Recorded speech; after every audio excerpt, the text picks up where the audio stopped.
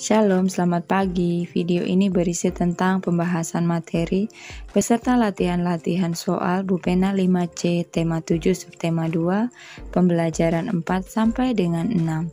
Silakan disimak dan jangan lupa di-subscribe ya supaya tidak ketinggalan dengan video-video selanjutnya. Pembelajaran 4 muatan IPS KD 3.4 dan 4.4. Proses pembentukan NKRI. Pasca dibubarkannya BPUPKI pada tanggal 7 Agustus 1945, dibentuklah Panitia Persiapan Kemerdekaan Indonesia atau yang disingkat PPKI. PPKI yang diketuai oleh Insinyur Soekarno memiliki beberapa tugas utama, yaitu 1. Meresmikan pembukaan dan batang tubuh Undang-Undang Dasar 1945. 2. Melanjutkan hasil kerja BPUPKI.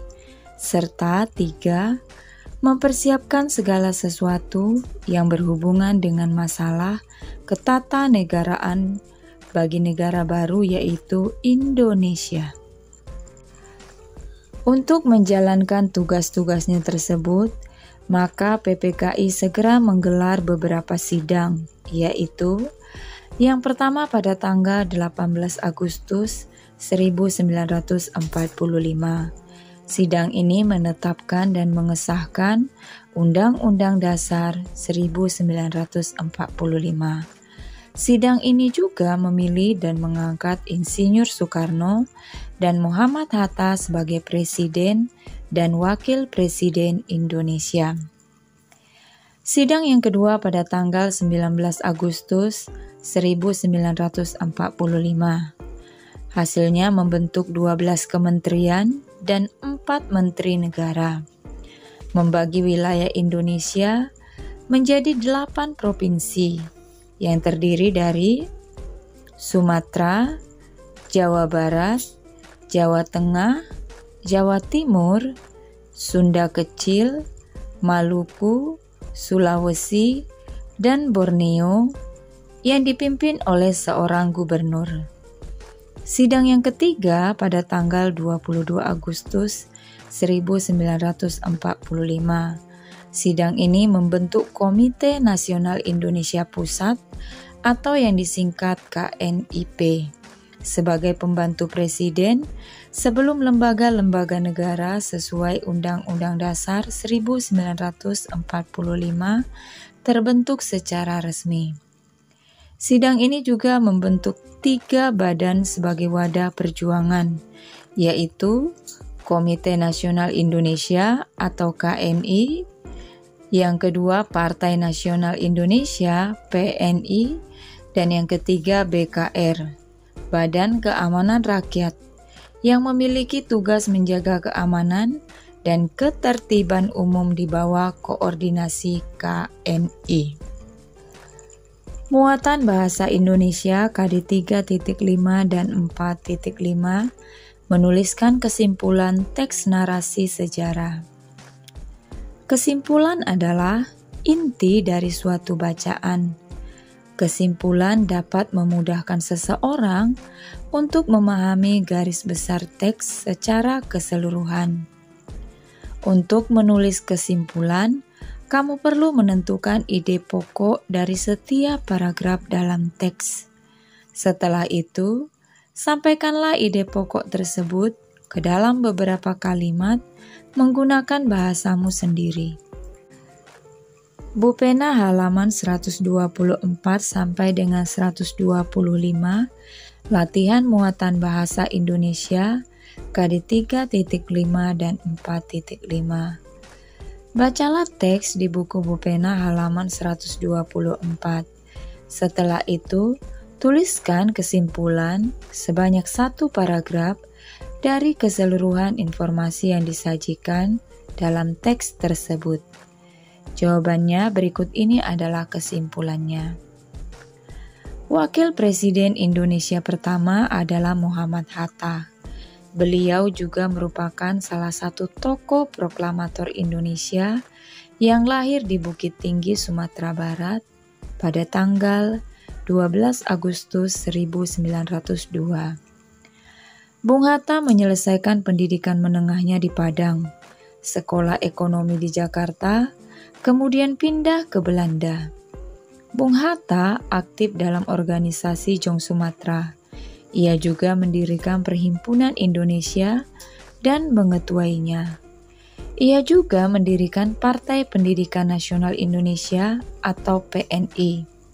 Ia juga merupakan wakil ketua PPKI dan salah satu perumus teks proklamasi yang mendampingi Soekarno saat pembacaan teks proklamasi, sehingga ia diberi gelar Proklamator Kemerdekaan Indonesia. Muatan PPKN KD 3.3 dan 4.3 menjelaskan unsur-unsur kebudayaan suku bangsa di Indonesia. Sebagai negara yang majemuk, masyarakat Indonesia memiliki keberagaman ras, suku, bahasa, dan agama. Sebaiknya kita memelihara keberagaman tersebut dengan belajar memahami perbedaan unsur kebudayaan yang ada dalam masyarakat. Unsur-unsur kebudayaan tersebut antara lain: 1. Kepercayaan. Indonesia mengakui 6 agama dan juga menjamin kebebasan masyarakat Indonesia untuk memeluk dan beribadah sesuai keyakinan masing-masing. Yang kedua, unsur mata pencaharian. Kenampakan alam yang beragam memengaruhi keragaman mata pencaharian masyarakat Indonesia. Yang ketiga, teknologi dan peralatan. Perkembangan teknologi dan peralatan di Indonesia merupakan hasil kreativitas masyarakat yang disesuaikan dengan budaya setempat. 4. Kesenian. Kesenian adalah hasil ciptaan manusia yang berkembang dan disesuaikan dengan budaya masing-masing. 5. Pengetahuan. Masyarakat menggunakan ilmu pengetahuan sebagai suatu cara untuk mengatasi berbagai kesulitan dalam hidupnya. 6. Bahasa daerah. Bahasa daerah adalah sarana komunikasi yang digunakan oleh masyarakat di suatu daerah. Buku Pena halaman 125 sampai dengan 126. Muatan PPKN KD 3.3 dan 4.3. Pertanyaan yang pertama, jelaskan keberagaman yang ada di daerah tempat tinggalmu berdasarkan unsur-unsur budaya yang ada di Indonesia. Jawabannya A. Keragaman kepercayaan. Seluruh warga di lingkungan tempat tinggal saya menganut agama yang berbeda-beda. B. Keragaman mata pencaharian. Di lingkungan tempat tinggal saya, sebagian besar warga bekerja sebagai pekerja kantoran. C. Keragaman bahasa daerah. Di lingkungan tempat tinggal saya, sebagian besar warga merupakan warga pendatang yang berasal dari Pulau Jawa. 2. Apakah keragaman menjadi salah satu penyebab munculnya ancaman bagi persatuan Indonesia? Jelaskan. Jawabannya tidak, karena keberagaman menjadi suatu hal yang indah yang seharusnya dapat menyatukan rakyat Indonesia. Dengan adanya keberagaman juga membuat kita untuk saling menghargai perbedaan yang ada. 3. Apa yang sebaiknya kita lakukan untuk mencegah hadirnya ancaman bagi persatuan Indonesia? Jelaskan. Jawabannya, menjaga dan ikut melestarikan keberagaman kebudayaan Indonesia. 4. Lani memiliki teman baru di kelas, yaitu Sari. Sari berasal dari Jawa Tengah.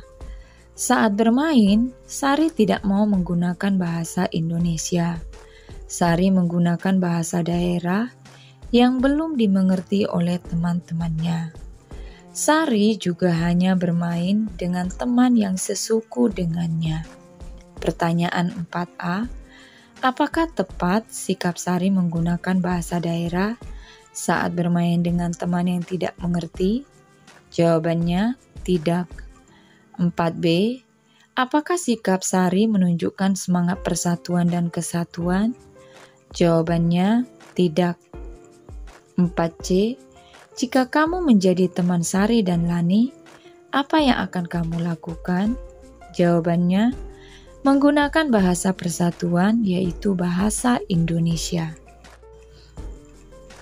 Muatan SBDP KD 3.3 dan 4.3, gerak pola lantai dalam tari tradisional. Kesenian adalah salah satu unsur kebudayaan yang dimiliki oleh bangsa Indonesia. Ada beragam jenis kesenian. Salah satunya adalah seni tari yang menggunakan gerak tubuh sebagai media utamanya. Perhatikan gambar berikut ini. Gambar yang pertama adalah gambar tari kancet dari Kalimantan. Gambar yang kedua, tari cakalele dari Maluku. Tari-tari daerah tersebut bermakna tentang kepahlawanan. Tari kancet menggunakan pola lantai lurus ke samping, sedangkan tari cakalele menggunakan pola lantai melingkar.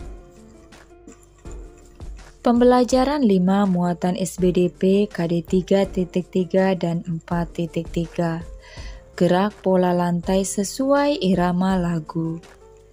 Salah satu tari tradisional Indonesia adalah tari jaran kepang. Tari jaran kepang merupakan tari yang berasal dari daerah Jawa. Biasanya ditampilkan bersama dengan reog Ponorogo. Tari jaran kepang mengisahkan tentang rakyat yang sedang berperang untuk merebut kekuasaan dengan menunggangi kuda dan memegang senjata di tangannya. Muatan bahasa Indonesia KD 3.5 dan 4.5 mempresentasikan informasi penting teks narasi sejarah. Mempresentasikan berarti menyampaikan kembali informasi menggunakan bahasamu sendiri. Informasi dari teks dikelompokkan dengan menggunakan kata tanya 5W 1H terlebih dahulu. Setelah itu barulah kita dapat menyusun hasil pengelompokan tersebut ke dalam sebuah paragraf baru. Perhatikan penggunaan kata baku serta kalimat efektif yang tepat. Bu Pena halaman 129, latihan muatan bahasa Indonesia KD 3.5 dan 4.5. Kelompokkan informasi penting yang terdapat dalam teks di buku Bu Pena halaman 129 menggunakan kata tanya. Kemudian tuliskan kembali ke dalam bentuk satu paragraf. Berikut ini adalah pertanyaan berdasarkan teks tersebut. Yang pertama, apa tujuan pasukan sekutu yang terdiri dari Nica atau Belanda dan pasukan Inggris mendarat di Medan? 2. Bagaimana sikap Indonesia terhadap kedatangan Nica atau Belanda dan pasukan Inggris di Medan? 3. Di mana insiden pertempuran antara pejuang Indonesia melawan penjajah? 4. Kapan terjadi pertempuran antara pejuang Indonesia dan penjajah? 5. Siapa yang menginjak-injak bendera merah putih? 6. Mengapa pertempuran antara pejuang Indonesia dengan penjajah berlanjut untuk kedua kalinya? Berikut ini adalah ringkasan berdasarkan kata tanya 6 buah tadi. Pada tanggal 9 Oktober 1945, pasukan sekutu yang terdiri dari Nica atau Belanda, dan pasukan Inggris mendarat di Medan dengan tujuan mengambil alih pemerintah di Indonesia. Pimpinan pemuda Indonesia di Sumatera, Ahmad Tahir, membentuk Barisan Pemuda Indonesia untuk mengambil alih gedung-gedung pemerintahan dan merebut senjata dari tangan tentara Jepang. Pertempuran pertama terjadi pada tanggal 13 Oktober 1945 di sebuah hotel di Jalan Bali karena seorang anggota Nica menginjak-injak bendera merah putih. Pertempuran ini kemudian berlanjut dan meluas pada tanggal 1 Desember 1945 karena secara sepihak pasukan Inggris menerapkan Fixed Boundaries Medan Area atau badan resmi daerah Medan sebagai batas kekuasaan mereka. Muatan IPA KD 3.7 dan 4.7 faktor yang memengaruhi perubahan wujud benda. Kamu telah mempelajari bahwa pelepasan atau penyerapan kalor dapat mengubah wujud benda. Keduanya dapat terjadi dalam satu proses sekaligus, misalnya dalam pembuatan minyak wangi dari bunga. Perhatikan bagan berikut ini. 1. Saat dipanaskan, air rebusan bunga akan menyerap kalor dan menaikkan suhu. Akibatnya, air akan menguap. 2. Uap air yang terbentuk kemudian dicampur dengan air dingin. 3. Hal tersebut menyebabkan uap air yang panas melepas kalor untuk menyeimbangkan suhu, sehingga terjadilah proses mengembun. 4. Hasil dari pengembunan uap air tersebutlah yang disebut dengan minyak wangi. Pembelajaran 6. Muatan Bahasa Indonesia KD 3.5 dan 4.5 menentukan informasi penting teks narasi sejarah. Untuk menentukan informasi penting, apa saja yang disajikan dalam teks, kamu dapat mengelompokkan setiap informasi menggunakan kata tanya 5W 1H. Setelah itu, kamu dapat menguraikannya dengan peta pikiran. Bu Pena halaman 132, latihan muatan bahasa Indonesia, KD 3.5 dan 4.5. Buatlah peta pikiran teks yang ada di buku Bu Pena halaman 132. Judulnya Perundingan Linggarjati. Tokoh-tokoh yang terlibat Sultan Syahrir dan Van Mock. Waktu perundingan pada tanggal 10 November 1946. Tujuan perundingan untuk mempertahankan kemerdekaan Indonesia.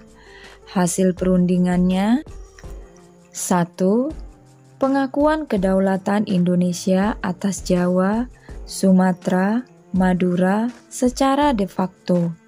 Yang kedua, Indonesia dan pemerintah Belanda bersama-sama mendirikan negara federal yang bernama Negara Indonesia Serikat atau NIS. Yang ketiga, NIS dan Belanda akan tergabung dalam Uni Indonesia Belanda yang diketuai oleh Ratu Belanda. Tempat perundingannya di daerah Linggarjati, Cirebon. Muatan PPKN KD 3.4 dan 4.4. Makna kepahlawanan dalam lagu perjuangan. Setiap lagu perjuangan memiliki makna yang menggambarkan sikap kepahlawanan para pejuang dalam meraih kemerdekaan. Salah satunya adalah lagu yang berjudul Syukur. Sekian saja pembahasan hari ini. Shalom.